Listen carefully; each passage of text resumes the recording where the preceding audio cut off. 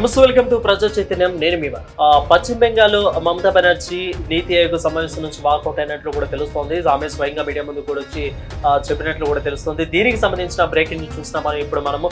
అయితే ఇక ఎందుకు వాకౌట్ చేశారు, ఎందుకు వాకౌట్ చేయాల్సిన అవసరం ఏమొచ్చింది అంటూ కూడా పశ్చిమ బెంగాల్ సీఎం మమతా బెనర్జీ కూడా చెప్పారు. విపక్షాల నుంచి తాను ఒక్కదాన్నే అక్కడ అటెండ్ అయ్యాను. సో పశ్చిమ బెంగాల్ సీఎం గా తాను అన్ని రాష్ట్రాల సీఎంలో అటెండ్ అవుతారు. సో విపక్షాల సీఎంలు ఎవరు హాజరు కాలేదు. ఇటు రేవంత్ రెడ్డి కానీ, అదేవిధంగా అన్నడీఎంకే తమిళనాడు స్టాలిన్ కానీ, అదేవిధంగా ఢిల్లీ ఆమ్ ఆద్మీ పార్టీ నుంచి కానీ అదేవిధంగా ఎవరు కూడా హాజరు కాలేదు. బట్ అఖిలేష్ యాదవ్ కానీ వీళ్ళెవరు కూడా హాజరు అవ్వలేదు. హిమాచల్ ప్రదేశ్ సీఎం వాసుదేవ్ సింగ్ ఇలా ఎవరు కూడా హాజరు కాకూడదని నిర్ణయించుకున్నారు. బట్ విపక్షాల తరపు నుంచి విపక్షాల్లో నేను ఒక్కదాన్నే హాజరయ్యాను. బట్ నాకు అక్కడ అవమానం జరిగింది. సో ఈ అవమానం ఏంటంటే అందరికీ 20 నిమిషాలు సమయం ఇచ్చారు. చంద్రబాబుకి 20 నిమిషాలు ఇచ్చారు. మిగిలిన సీఎంలు అందరూ కూడా 15 నిమిషాలు ఇచ్చారు. బట్ నాకు మాత్రం 5 నిమిషాలు కూడా ఇవ్వలేదు.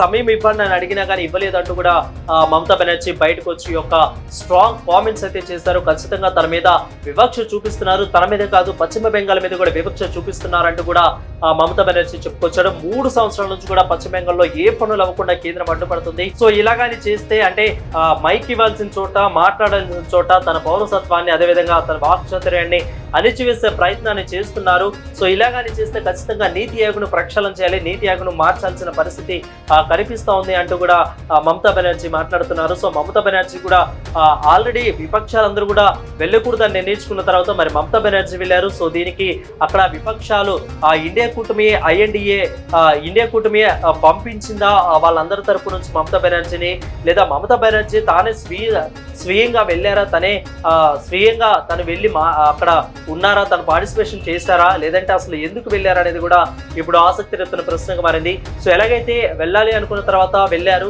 సో వెళ్ళిన తర్వాత తనకి మాట్లాడటానికి అవకాశం ఇవ్వలేదు. సాక్షాత్తు పక్కనే ఉన్న చంద్రబాబు నాయుడికి 20 నిమిషాలు ఇచ్చారు.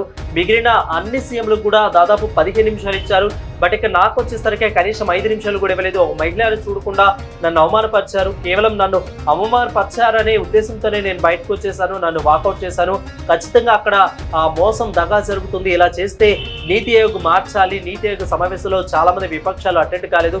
బట్ నేనయ్యాను. ఒక మహిళను కూడా చూడకుండా నన్ను ఇంత అవమానపరిచారంటూ కూడా నీతి ఆయోగ్ మీద అయితే మమతా బెనర్జీ పూర్తి ఫైర్ అవుతున్నట్లు కూడా తెలుస్తోంది. సో దీని మీద ఇప్పుడు ప్రతిపక్షాలు ఏమంటా ఉంటాయి, అదేవిధంగా ఇండియా కూటమి ఏమంటా ఉంటుంది, అదేవిధంగా వీళ్ళు నెక్స్ట్ కార్యాచరణ ఏ విధంగా ఉండబోతుంది. సో నీతి ఆయోగ్ ఈమె యొక్క మాటల మీద ఏ విధంగా స్పందిస్తుంది, సో ఏ విధంగా ఈమె యొక్క స్పందన ఉండబోతుంది, నీతి ఆయోగ్ ఏ విధంగా స్పందిస్తుంది, ఎన్డీఏ కూటమి ఏ విధంగా స్పందిస్తుంది, మిగిలిన సీఎంలు అక్కడ ఎవరైతే ఉన్నారో వాళ్ళు ఈమె మాటలతో ఏకోపిస్తారా, లేదంటే వాళ్ళు విభేదిస్తారా, అందరికీ ఇస్తున్నారు కదా సమయము, ఆమెకి ఇచ్చేదాకా ఆగలేకపోతారా అంటూ కూడా వీళ్ళు ఏమన్నా మాట్లాడతారా అనేది కూడా చూడాలి. ప్రస్తుతానికైతే మమతా బెనర్జీ బయటకు వచ్చారు. ఇక విపక్షంలో ఉన్న నేతలు ఎవరు కానీ, అటు స్టాలిన్ కానీ, ఇటు సీఎం రేవంత్ రెడ్డి కానీ, అటు హిమాచల్ ప్రదేశ్ సీఎం వీళ్ళెవరు కూడా, అదేవిధంగా ఆమ్ ఆద్మీ పార్టీకి సంబంధించిన ఢిల్లీ సీఎం వీళ్ళెవరు కూడా హాజరు కాలేదు. బట్ ఏకైక సింగిల్ లేడీ మమతా బెనర్జీ పశ్చిమ బెంగాల్ తరపు నుంచి హాజరయ్యారు. అయినా కానీ 3 సంవత్సరాల నుంచి అక్కడ పనులు కేంద్రము కావాలని నేను సీఎంగా ఉన్నానని ఆపేస్తున్నారు. అదేవిధంగా నా పట్ల బడ్జెట్ లో కూడా వివక్ష చూపిస్తున్నారు. ఇటు ఇండియా కూటమి అందరూ కూడా విపక్షాల్లో కూడా విపక్ష నేతలందరూ కూడా బడ్జెట్ లో వివక్ష చూపించారు. బీజేపీ ఏతర అందరూ కూడా బడ్జెట్ కేటాయింపులో చాలా తీరని అన్యాయం చేశారు.